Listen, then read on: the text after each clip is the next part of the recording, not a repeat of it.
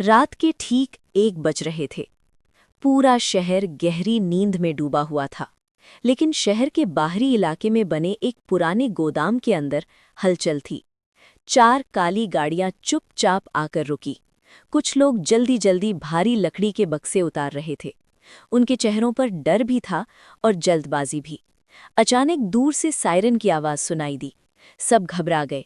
Police आ गई, जल्दी करो! एक आदमी घबराकर चिल्लाया। उसी समय एक काली एसयूवी से एक आदमी बाहर निकला। वो बहुत ताकतवर दिख रहा था। उसके चेहरे पर घमंड और गुस्सा साफ दिखाई दे रहा था।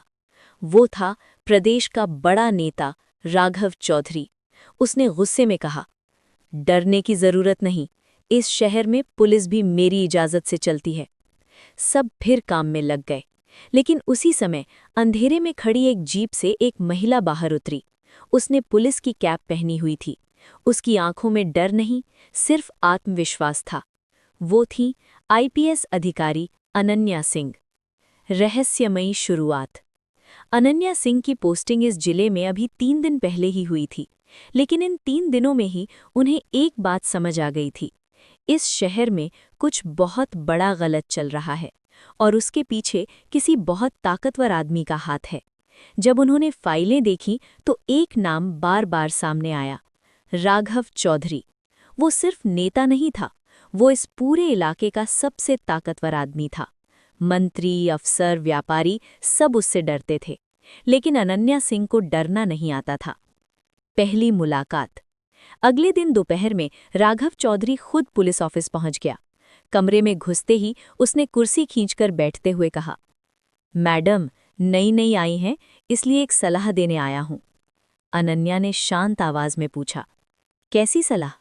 राघव मुस्कुराया, इस शहर में 2 तरह के लोग रहते हैं, एक जो मेरे साथ रहते हैं और दूसरे जो ज्यादा दिन नहीं रहते। कमरे में कुछ सेकंड के लिए सन्नाटा छा गया। अनन्या ने उसकी आंखों में देखते हुए कहा, और तीसरी कैटेगरी? राघव ने भौहें सिकोड़ ली।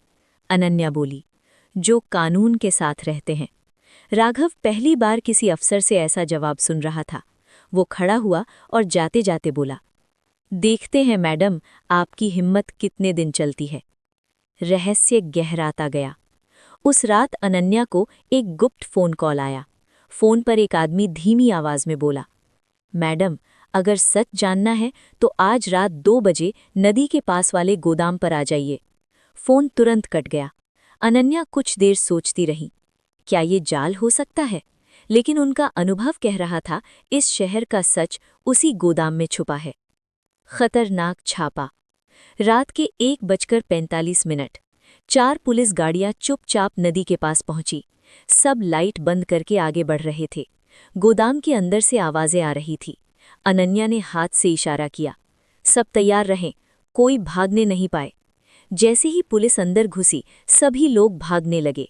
कुछ मिनटों में कई लोगों को पकड़ लिया गया। जब बक्से खोले गए तो अंदर जो था उसे देखकर सब दंग रह गए। आधुनिक हथियार, राइफल, पिस्टल, गोलियां। ये कोई छोटा अपराध नहीं था, ये तो देशद्रोह जैसा बड़ा अपराध था। और पकड़े गए लोगों ने एक ही नाम लिया, राघव चौधरी। शहर में तूफान। सुबह होते ही खबर पूरे शहर में फैल गई। नेता राघव चौधरी का नाम हथियार तस्करी में। मीडिया में हंगामा मच गया। लेकिन उसी दोपहर एक और खबर आई, आईपीएस अनन्या सिंह का ट्रांसफर होने वाला है। ये साफ था कि राघव चौधरी ने ऊपर तक दबाव डाल दिया है। अनन्या का फैसला। लेकिन अनन्या हार मानने वालों में से नहीं थी। उन्होंने सोचा, अगर आज झुक गई तो जिंदगी भर खुद को माफ नहीं कर पाऊंगी। उन्होंने पूरी टीम के साथ सबूत इकट्ठा करना शुरू कर दिया। दिन रात जांच चलती रही। धीरे धीरे पूरा जाल सामने आने लगा। सबसे बड़ा सच। एक दिन जांच में ऐसा सबूत मिला जिसने सबको हिला दिया। राघव चौधरी सिर्फ हथियार तस्करी ही नहीं, बल्कि शहर में दंगे करवाकर राजनीति भी करता था। लोगों को आपस में लड़वाकर वो अपनी ताकत बढ़ाता था। आखिरी टक्कर। एक सुबह IPS Ananya Singh police force के साथ सीधे राघव चौधरी के बंगले पर पहुंची। गेट खुला। राघव आराम से कुर्सी पर बैठा चाय पी रहा था। उसे देखकर वो हंस पड़ा।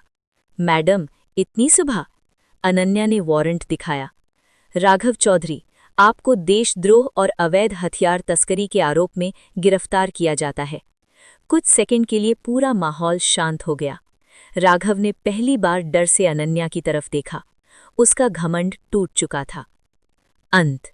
उस दिन शहर ने पहली बार देखा, एक ताकतवर नेता हथकड़ी में था और एक ईमानदार आईपीएस अधिकारी की जीत हुई थी। लोग सड़क पर निकल आए।